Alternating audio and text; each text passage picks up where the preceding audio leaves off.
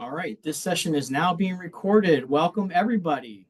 This is our fourth installment of the IT Hour of Learning series. The IT Hour of Learning is a series of exclusive 1-hour learning experiences brought to you by the Office of Information Technology. I know a lot of you on the call today, but for those I don't know or have not met, I'm Scott Simmons. I'm the IT Senior Manager of Training and Development. Today's session is about unlocking the power of AI with Coursera. And to create a more engaging and connected experience, we encourage everybody to turn on their cameras. It's completely optional, but we do encourage you to, if you're willing. During today's session, I will be monitoring the chat, but there will be time at the end for Q&A. So if you have questions and you want to drop them in the chat, feel free to do so. Also, we ask if you could mute your mics as well. Your instructor today is Colleen Malloy from Coursera. Colleen's primary focus with Coursera is adding value to customers while building strong relationships. She partners with customers to understand the current and future needs and provide modern e-learning solutions to successfully support support learners and to help upskill with job-specific credentials needed in for the future workforce. So thank you to Colleen. Thank you for everybody for joining. And I'll hand it over to you, Colleen. Awesome. Thank you so much, Scott, and happy Friday and good morning to everyone. Thanks for giving me part of your Friday to learn a little bit more about how Coursera can help you unlock the power of AI. I've had the pleasure of working with Scott over the past few years through our partnership, and I'm excited to be here today. I appreciate the invitation. So I'm going to jump in. Scott will be monitoring the chat. So if you have questions, please put them in the chat. And I've left time at the end to answer questions as well. So I think it would be probably easiest if we hold questions till the end, Scott. I might be repeating what you said, sorry. And then I'll be happy to answer those at the end. So let me just jump in.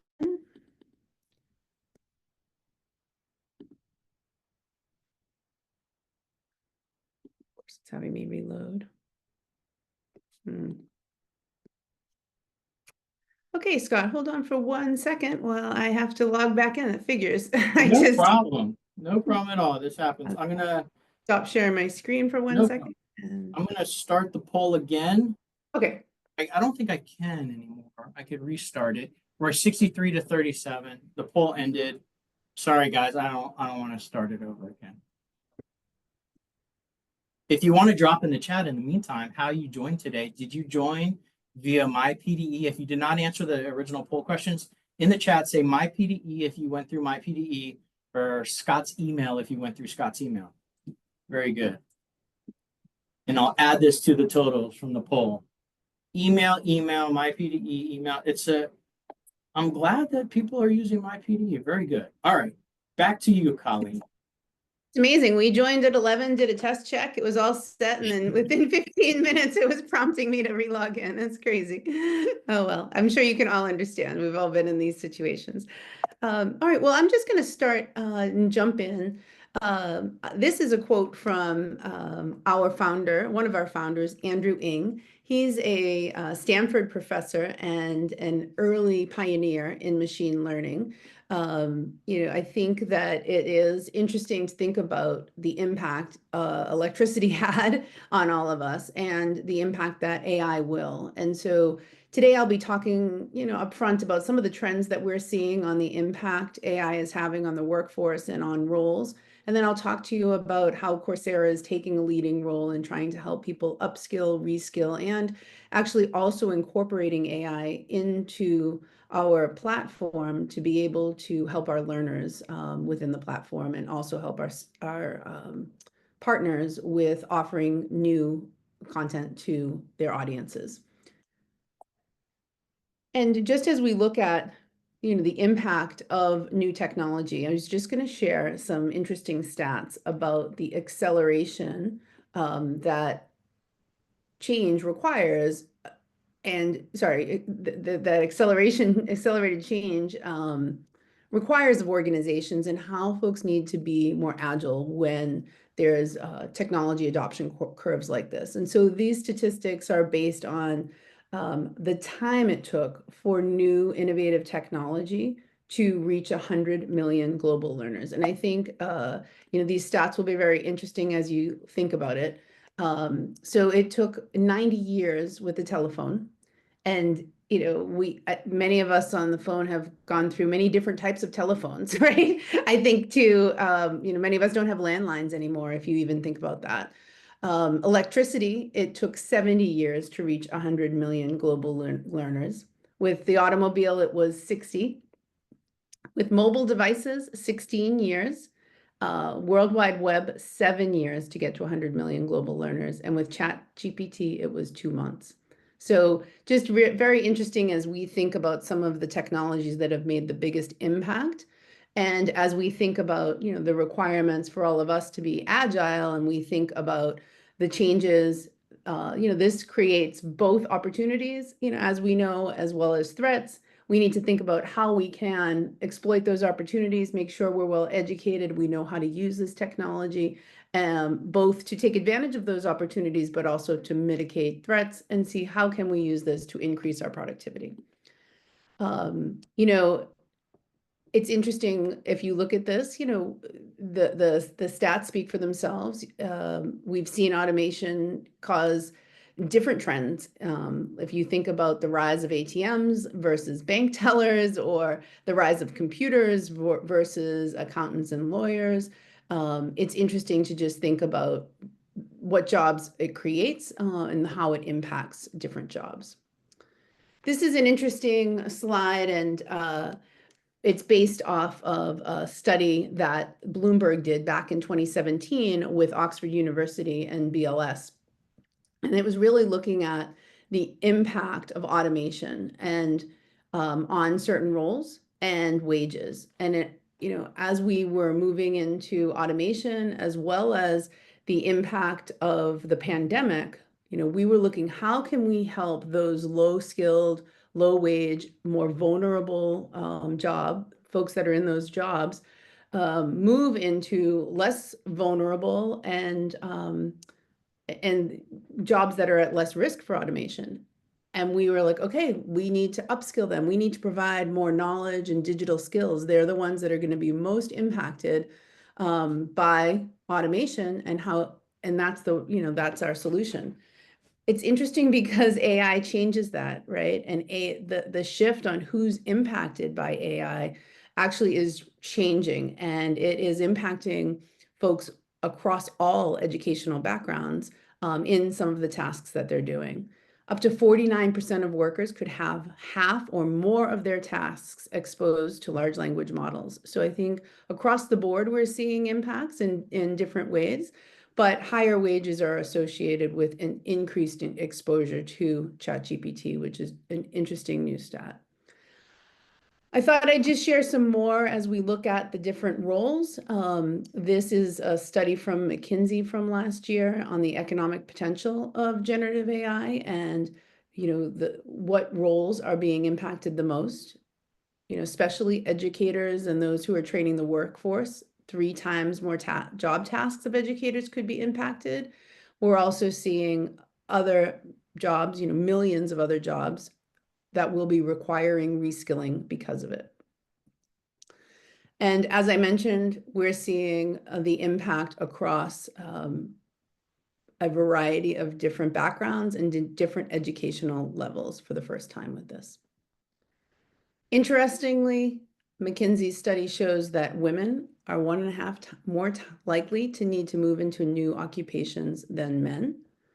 So what we're seeing now in the marketplace in terms of new jobs and hiring, we're seeing that in 2023, there was a 20x increase in job postings that required Gen AI skills. This information is from Lightcast.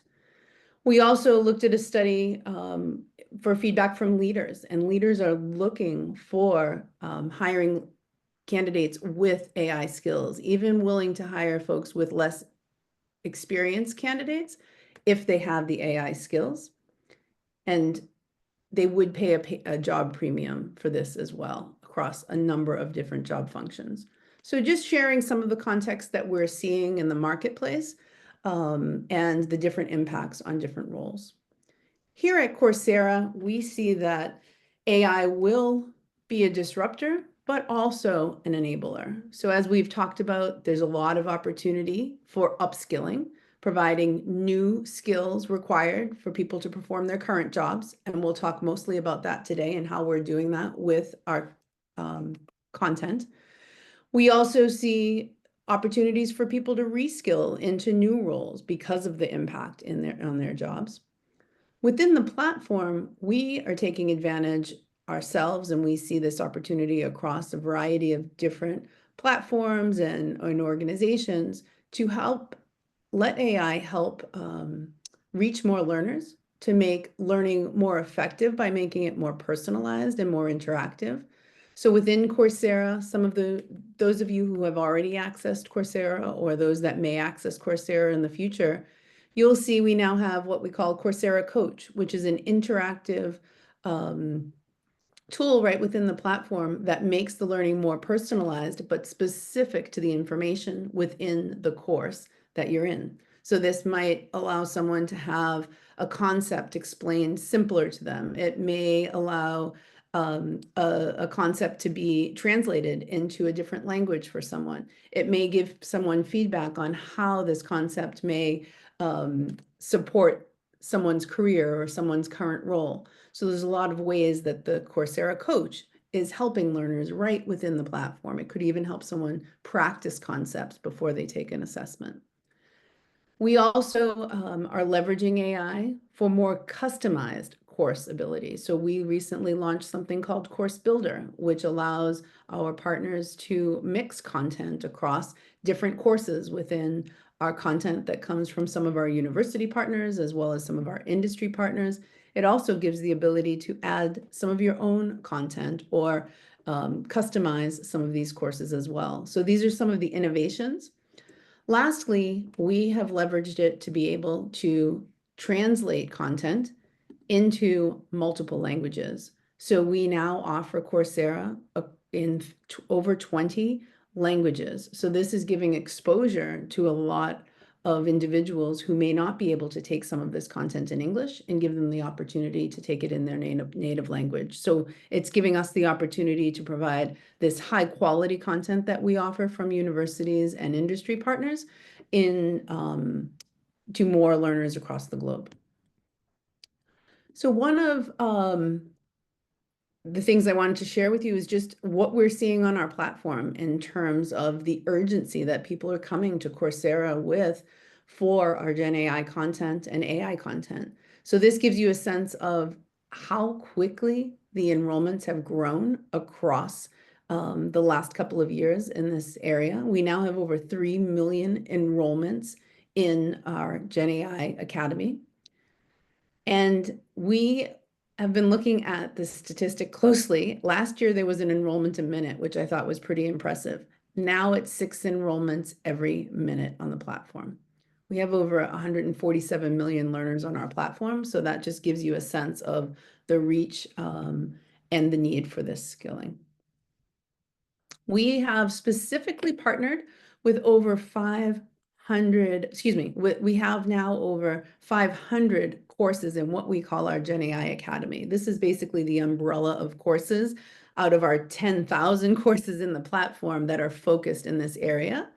And you'll see here some of the university partners as well as industry partners that we've partnered with to provide that content. And you can see some great brands here in terms of leading innovators, both on the technology side as well as from the academic side. Now, this Gen AI Academy, we actually launched this time last year.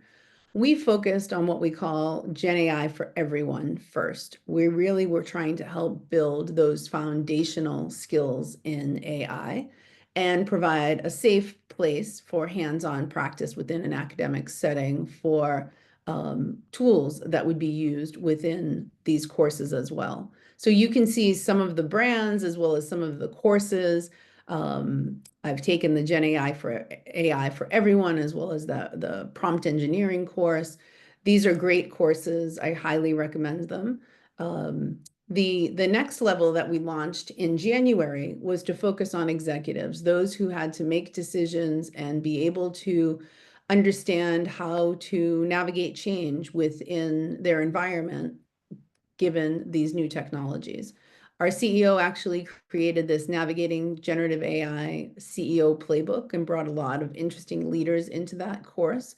That's also a great course, but you can see some of the other great courses that we are recommending here as well. After we focused on these two audiences, we started to look at specific teams that were getting affected the most by the technology. And so you can see some of those courses here.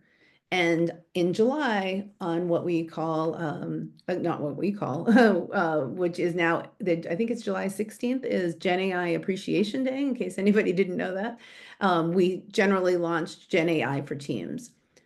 I'll focus on that in a minute, on those specific teams offerings. But first, I wanted to just show some of the specific courses that are available in the platform that you might consider. First of all, in that Gen AI for Everyone training, you can see we've highlighted some based on understanding the basics, giving you a few different options from different partners, specific technologies that power AI, making sure that you understand those. On the right side, you could see some of the ethics and risk, specific Gen AI tools, opportunities for hands-on learning and creation tools. It's a growing list, so I've just highlighted, some of the most popular ones here. And then the next is a similar list focused on the Gen AI training for leaders and executives. Again, looking at executive essentials, looking at strategy, implementing strategic roadmaps, and so on and so forth. As we look at teams, the two teams that we were focused on first were data teams as well as software and product teams. Next, marketing. And then just so you have a sense of where we're heading in our roadmap, we'll be continuing across other teams here as well. So we'll share these slides because I know not everyone in the audience is interested in some of these courses, but I just wanted to highlight, how we're focusing then these courses on specific audiences. Here you can see those for software developers, data science, data analysts, and then marketing. So I'll just leave you with this as we go into questions. Happy to answer more questions, but we see this as an opportunity for reaching broader audiences and making sure that we're helping folks across the globe to gain the skills they need to take advantage and understand the potential as well as risk with Gen AI and AI. So I'll open it up for questions. You want to drop any questions in the chat, or you can unmute yourself. Feel free to ask any questions related to what Colleen covered today, all the exciting AI related content. I see a lot of you are already using Coursera. About 19 people are already using Coursera. About 39 people who are on this meeting do not have an account yet, which is exciting for us as kind of like the team that oversees the Coursera licenses. We want to get more people engaged, more learners using Coursera as we transition to a world of using all these different AI tools. We really want to upskill everybody in FCPS to be able to keep up with, all the content and all the tools that are available to everybody.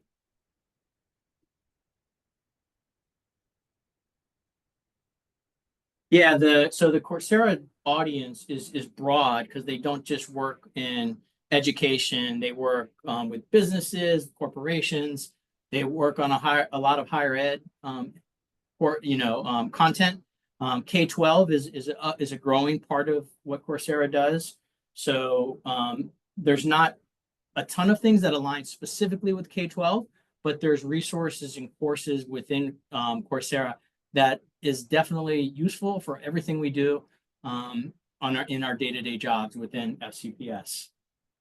And Scott, I was a little more focused on the IT staff because of our work generally with you has been under the OIT. So I apologize that I didn't include more about some of the content that we have for upskilling for educators, because that wasn't, I wasn't thinking about that when I put the slides together today. I'm sorry. No, But no problem. I will share in follow-up. He will share today's slides, but I will share some of the courses that we have available for educators, as well as you consider expanding to that licenses to that audience as well. Absolutely. Another question is, how do we receive a Coursera account? Great that you asked. We want to get as many people engaged and get our user numbers up as high as possible. So I'm going to drop in the chat a form that everybody can complete that if you do not have a Coursera account yet, please go ahead and complete this form and we'll be in touch with you about setting up a Coursera account for you.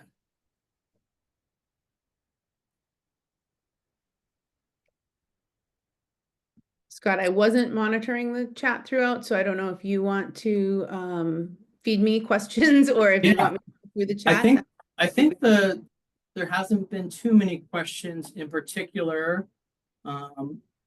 The slides will be shared. I'll send a link to everybody on the call today. The recording will also be shared as well, so you could view this recording again. And also, if you have colleagues that were not able to attend, feel free to send them the recording link as well and have them reach out to me if they're interested, or you could share the link that I sent you from our Google site where you can request an account. So, feel free to spread the word.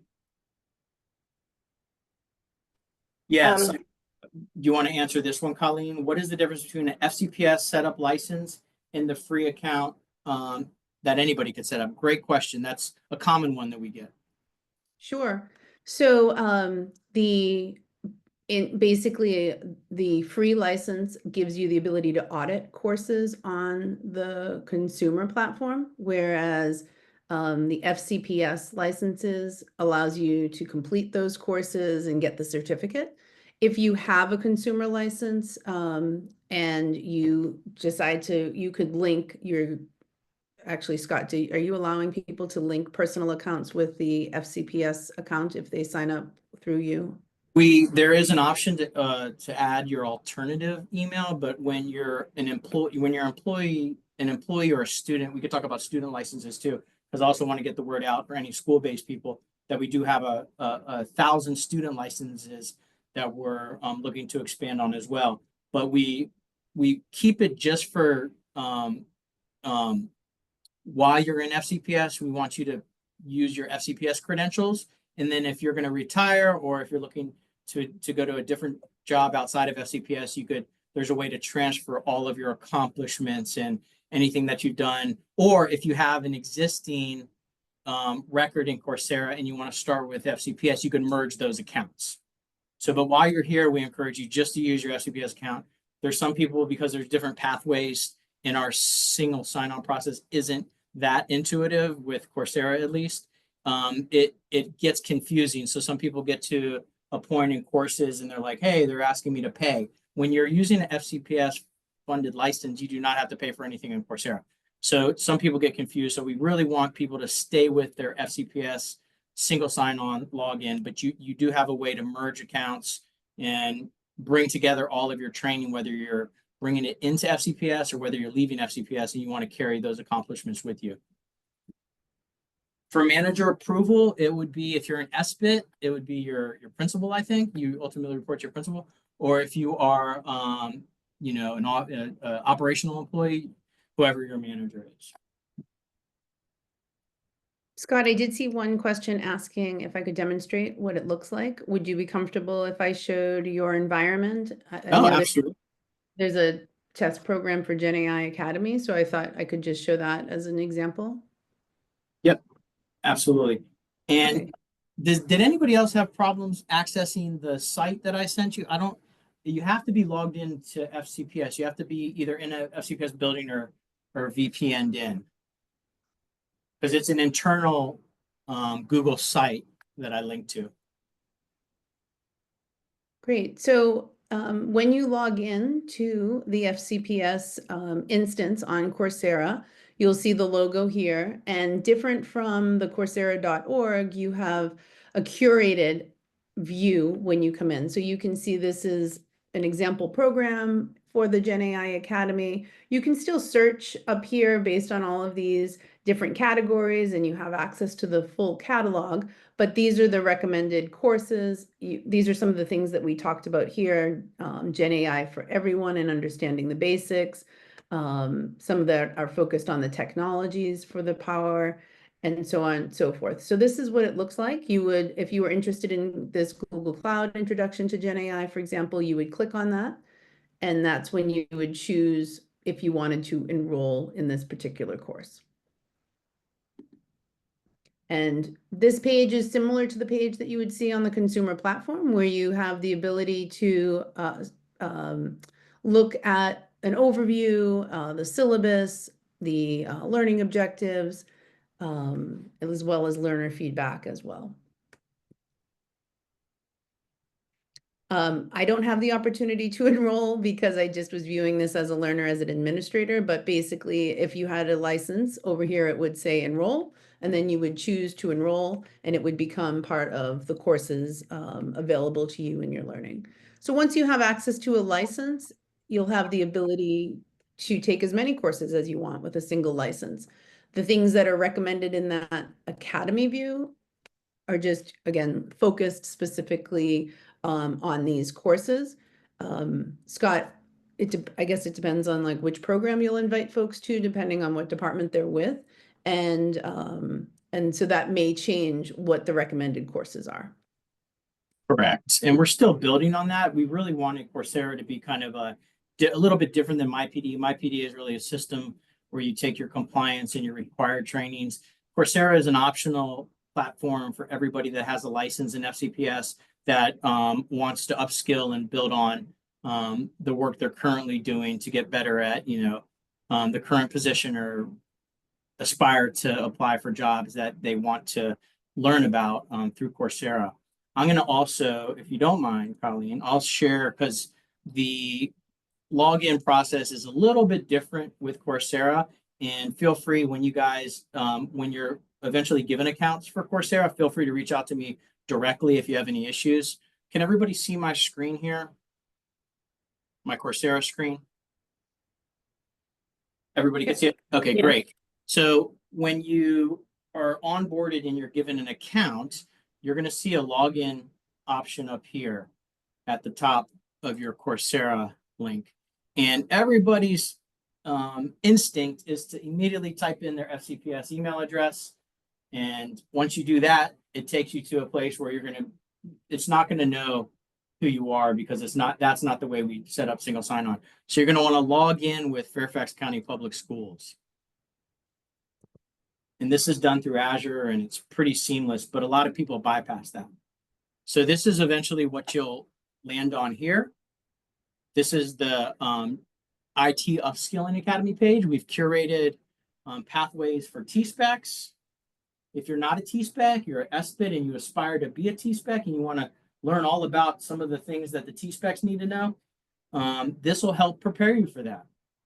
Cloud services is curated content. Cybersecurity has. And we're constantly updating this because Coursera is constantly updating their catalog, so we have to keep up with them.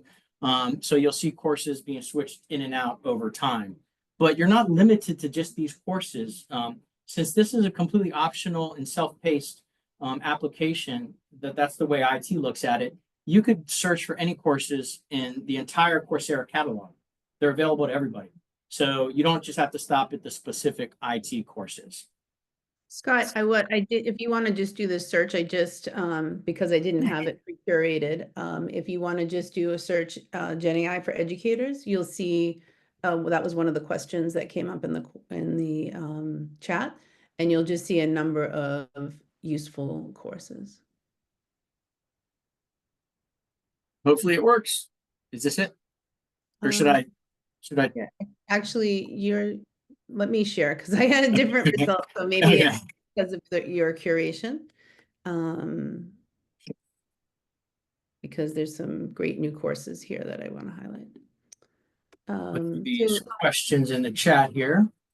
Yeah, so you can see there's some great new content from Vanderbilt, for example, here, Gen AI for educators and teachers. Gen AI for kids, parents, and teachers, transforming learning with generative AI. So a number of different courses here that might be of interest. And I think the question also had one for social workers, and I can look at that quickly, and we can also follow up.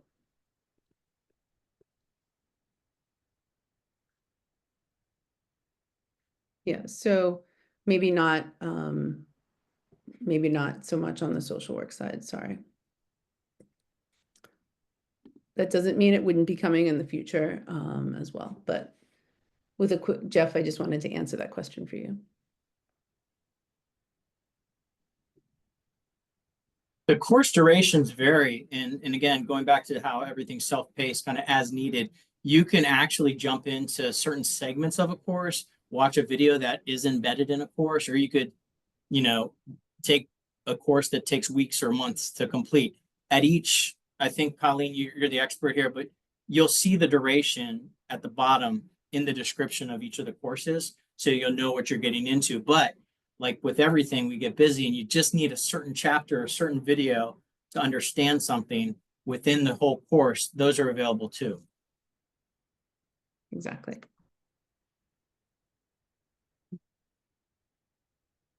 I think they do have mental health courses, I think. Yeah, for sure. We definitely do. I'd be happy to share some more of our curations, which is basically when we bring together a list of courses on particular subjects, and it's a full list on that subject in a spreadsheet instead of like having to go through the search bar there.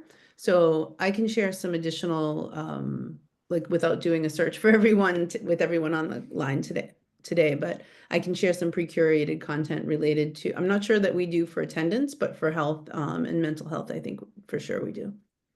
Great. And I have a question for everybody on the call. How many of you are school-based? If you're school-based, put a 1 in the chat. Put a number 1 in the chat if you're school-based. Very good. Very good. Good to know. How many of you on the call today, if you are an SBIT, put a number 2 in the chat. Great. This is great. Very, very diverse audience today. How many CTE teachers do we have? CTE or business teachers? At least 3 social workers. Very good. All right. Great. So I asked these questions because I also want to spread the word about our student program, which is called the Coursera Career Academy. This is for our students who are interested in learning outside of the curriculum that FCPS provides. It doesn't give them graduation credit for FCPS. It's not officially approved in FCPS, so they would use it outside of their normal class time. And teachers can't like assign Coursera content for them. But there's a lot of students that want to expand beyond what they're learning in FCPS, and they're taking advantage of some of the Coursera content. There's over 30 different entry-level certifications that we really want kids to know about if they're interested. I know kids take different pathways when it comes to career planning. Some go right to college. Some don't want to go to college. They want to get certifications and learn about technology and jump right into the workforce. So this is just another optional thing we're doing. Just like with employees, optional, it enhances your work experience. This is optional for students as well. And what is the procedure for students? Great question. I will drop the student request form. Actually, what I'll do is we have an excellent student flyer that you could share out. I'll drop that link in the chat that just has all the details about the program, what the sequence is for students to get an account. For student accounts, it's a little bit different because students are usually minors. They're usually 18 and below. It's only for high school students, 13 and above. But any student that is still a minor needs to get parental permission to have a Coursera account. So the steps are the student through this flyer, you'll see the link to express interest in Coursera for the Career Academy. Once they express interest, we contact their parent or guardian and ask them for their permission for their student to use Coursera, and then they're granted a Coursera account. Similar to how you guys express interest, then you will get an account. The students need to express interest, but they have a parent permission process that they need to go through as well. So we encourage everybody to spread the word about it. We're right, at our license, we're approaching our license limit, but we want to expand on that because the feedback has been so good for all the students that are using our Career Academy. Oh, and there it is. Perfect. Yeah, I thought it would just be helpful. I'll add this. I just added it into the deck. But you can see, Scott, believe it or not, we're up to 51 certs now. Oh, did I say 30? So you can't keep up with Coursera. I know. So we've really been, I think, been very focused on adding new certs here and expanding the partners. You can see the 3 real areas of focus are software and IT, business, and data. So a lot of digital roles, but a variety of different roles and a variety of different industry partners that we've partnered with. Some of these certs do have an ACE credit recommendation, which means that there is potential for students to get college credit if they complete this. So I'll drop a second slide in, which highlights which ones have gone through that ACE credit recommendation. It's most of the Google, IBM, and Meta right now. But that is, a definite advantage for the students. But it is up to the college that they'd be applying to whether or not they would get credit or not. So ACE is something that helps, but their Office of Prior Learning would have to, the student would still have to work with that university or college's Office of Prior Learning. Yeah, but go ahead, Colin. Oh, no, I just wanted to, I did pull up that curation. So this is just an example I wanted to share in advance. And Scott, you can share this with your colleagues, but this is what I mean by a curation, where we really focus in across those 10,000 courses on specific ones. This one is soft skills and mental health. So it may have some interesting courses here, I thought, related to mental health and awareness, resilience and coping skills, stress management, and so forth. So if you go to the second tab, you'll see the list of courses, who the creator of the course is, and then you could link into those courses. This would bring you to our consumer platform, this link, but it would be mainly just to kind of view and see if it would be a course you're interested in. Of course, if you have a license, you could also just search based on the title within your portal. Very good. And I was just going to add about the American Council on Education. They do review content. And if you do, and Colleen will share the slide with the ACE kind of stamp on some of these certifications. It doesn't guarantee that a college will accept, but there are colleges that do absolutely use your Coursera credit as prior learning. So it's an incentive for some kids to save some money so they can enter college if the college accepts a prior learning Coursera course with an ACE stamp. They could save money on credits. They don't have to go to college as long. So that's another kind of selling point that we tell students as well. And it does apply to staff because all of those certs are in the full catalog license as well. So if there's interest, for example, in gaining the Google data analytics, but that might bring you to a further education opportunity for your own professional development. For example, on Coursera, we do, outside of the catalog, have degree programs, and there are pathways to those degree programs as well, where they do accept credit for some of those certs. So lots of possibilities to keep in mind. But I just wanted to raise that as an opportunity as well. Like one of the local ones is University of Maryland Global Campus, for example. University of North Texas has a bachelor completion program. So definitely some opportunities there for staff too. For sure. And even if you didn't want to pursue kind of college credit for some of these, Coursera is linked to Credly. You could get a Credly badge. Credly is like kind of like the, what would you call it? Like the approving authority for digital credentials, essentially. And they're pretty cool to have. You could put them on your LinkedIn. You could put them in your email signature.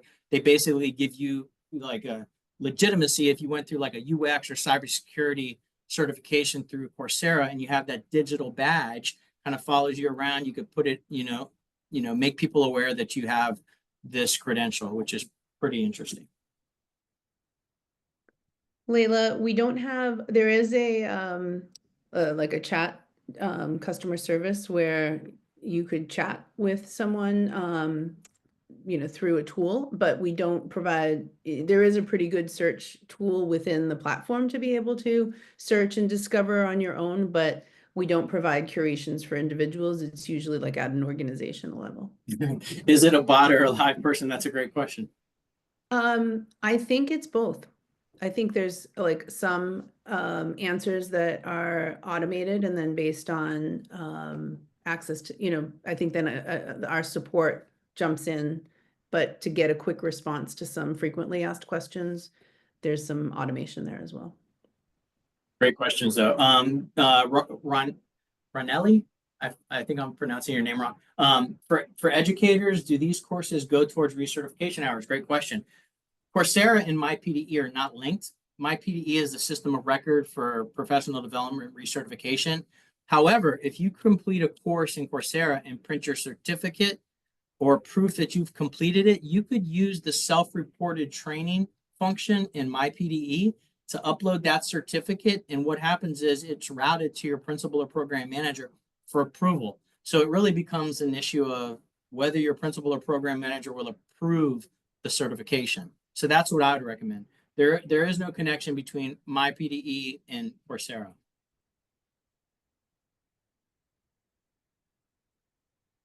And did everybody get the link? Was anybody who was interested in the Career Academy for Students link? Did everybody that needed access to that, were you able to access that PDF? Okay, great. Awesome. And I see a lot of new requests for Coursera accounts. So we will definitely be in touch regarding those licenses. What other questions might you have? We're a little bit early, which is good. I'm sure nobody's going to complain if we end early.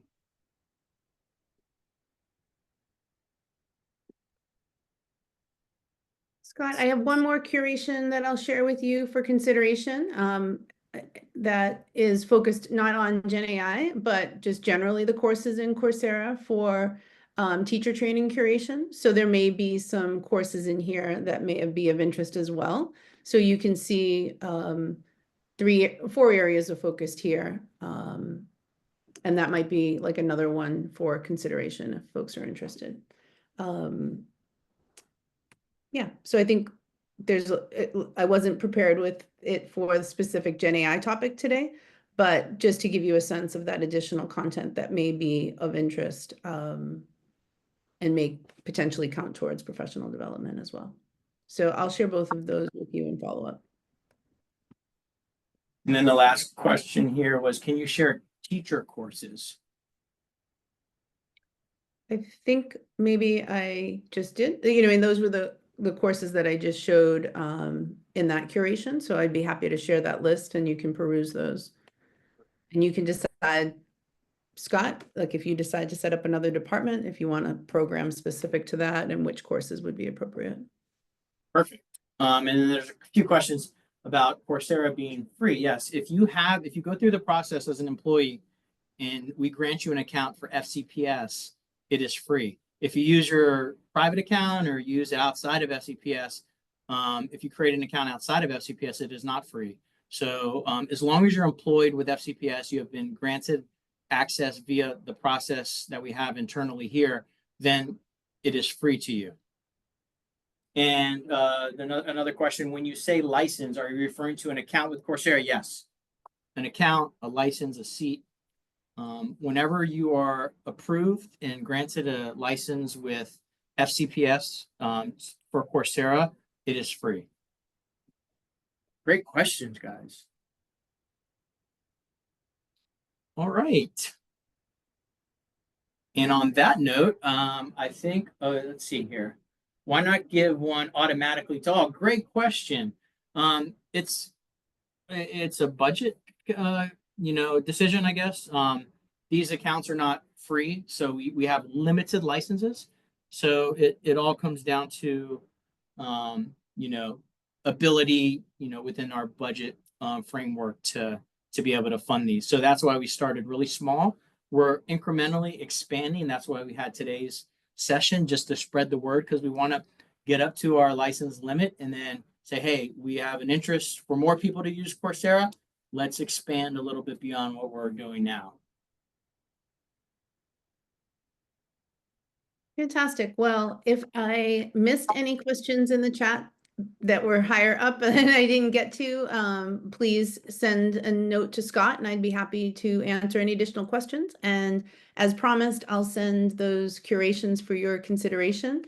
And we'll be happy to work with Scott as needed to support any of you. So I hope you all have a wonderful weekend. And thank you again for the opportunity, Scott. I hope this was helpful.